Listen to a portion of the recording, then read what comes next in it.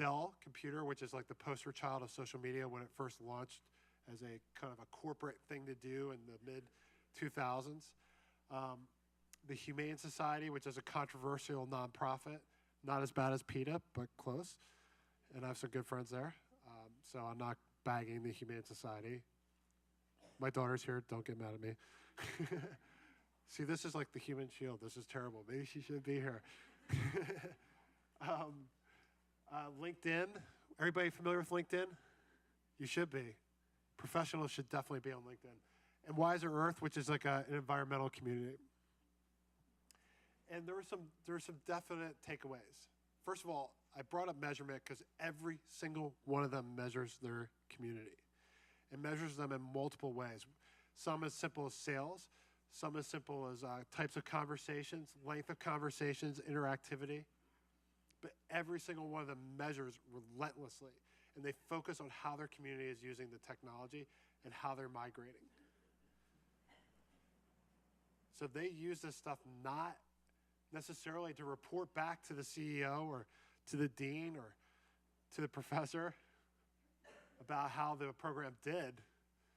But boy, how's it doing now? And what are people doing? And what should we be doing? Because I think it acknowledges that this stuff moves very, very quickly. Social media. Anybody here on Foursquare and GoWalla? Anybody check in today?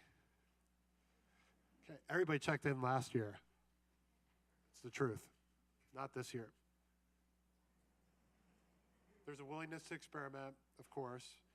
You can't just sit on social tools and just hammer on Twitter all day. If you were solely to base your strategy on Twitter, let me just tell you, I think you might be in trouble today. That's the truth. Twitter's public. 8% of the US population uses Twitter.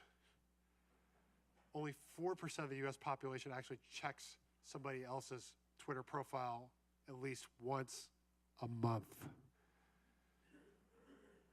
There's a lot of people throwing junk out on Twitter. It's public, it's searchable, it's Google heavy. But I will tell you, almost every company we work with is always disappointed with their Twitter results and what it actually leads to. Facebook yields 6 times the amount of click-throughs. That's what we're saying, 4 to 6 times. That's important from a measurement standpoint. And then the last thing that's really critical is know who you are, right? So if you're Dell Computers, do you really care about what the Humane Society is doing? Do you really care about McDonald's at a social media conference? No. There you go. Focus on what you do as an organization. And that's what these guys do. So let's talk a little bit about them. Okay, anybody remember Dell Hell? Right. So anybody own a Dell in the mid-2000s? Was that terrible? Look, as a business owner during that period, I was throwing Dells out every year. New Dells. My wife wasn't happy about that. Dell Computers were terrible. Their customer service was awful. And think about bloggerati or Twitterati or digerati or whatever you want to call influencers. How do you think they feel when their computers are broken? Very, very angry and frustrated. What's the first thing they do? Complain. Right on. Right, we've already talked a lot today about negativity and complaining. First thing people do, tweet, my damn Dell computer is broken, I'm in Dell hell. Okay, so here's a company that their CEO, the original CEO, Michael Dell, who's now back with the company, vacated the seat, and now they have this horrific reputation, negative 49% comment and blog ratio. Think about that if you're a brand. I don't care what type of organization you are, if you're a nonprofit or a company, negative 49%. You think you're going to be around much longer at that rate? Big time crisis. Dell comes back to the CEO's suite. He brings on a team of social media communicators. They go out and comment on everything that they see that says Dell hell. They turn it around. They have a negative 22% blog and negative post comment ratio. I'm simplifying it to make it a short story for everybody. That took them roughly, I think, 12 to 18 months. Okay, that's a miracle turnaround. You cannot buy your way into that via advertising. That was just from listening and responding. But that was done by 2007, 2008. What are they doing now, right? What are they doing as an organization? How have they evolved? Well, they created what I would call a crowdsourcing site called IdeaStorm. And they used that to source hundreds of ideas that are used in products. They've received thousands of ideas, and they've built an active community there. But IdeaStorm kind of got stale, and people started getting fed up with it. And the reason why, and I hope I communicate this well, is because it takes 3 months for an idea to be implemented. And a lot of ideas don't get implemented. And then people feel like they've voiced all this energy, and they've invested in Dell, and they're not seeing it happen quick enough. Now, Dell's got a good reason not to implement a lot of these ideas. Mostly they're like any other crowdsourcing experiment. 90% of the ideas are junk. They're not profitable, so to speak. They're great ideas. Like, I would like a Dell computer that talks like a baby.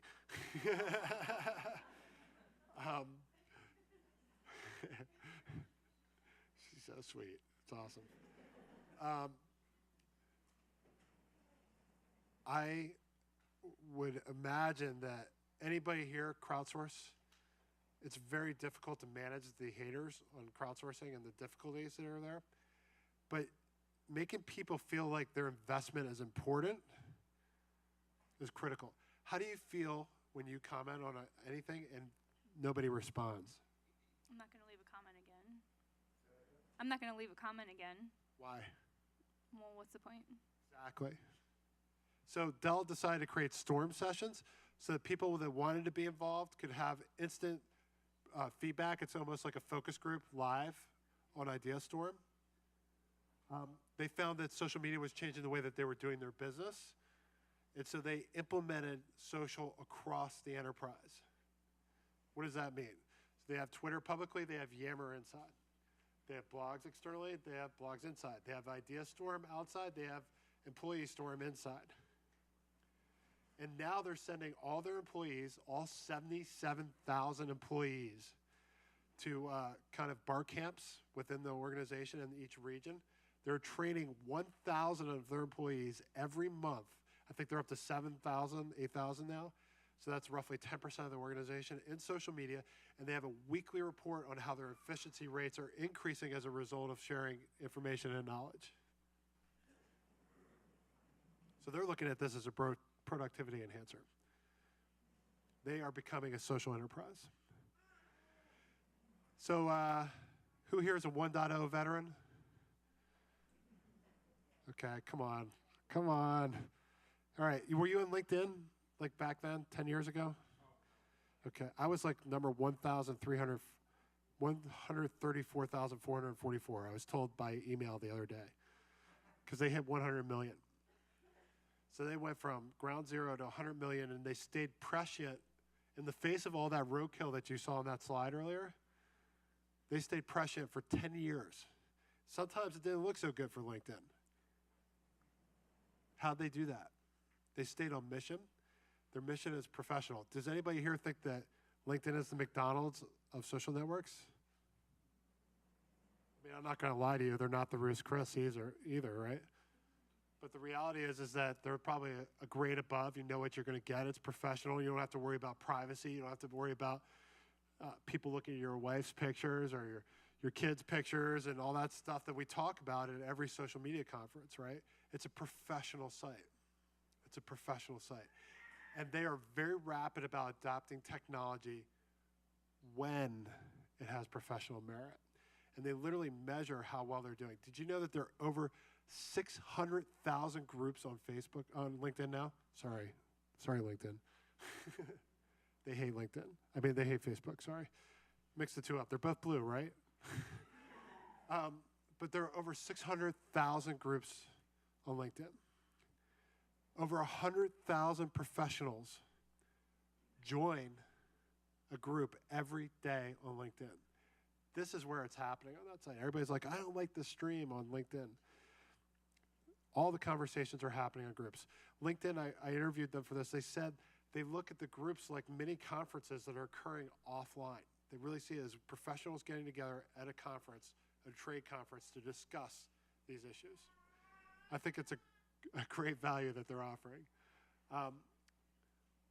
The other thing that they do is they really try to source people you know.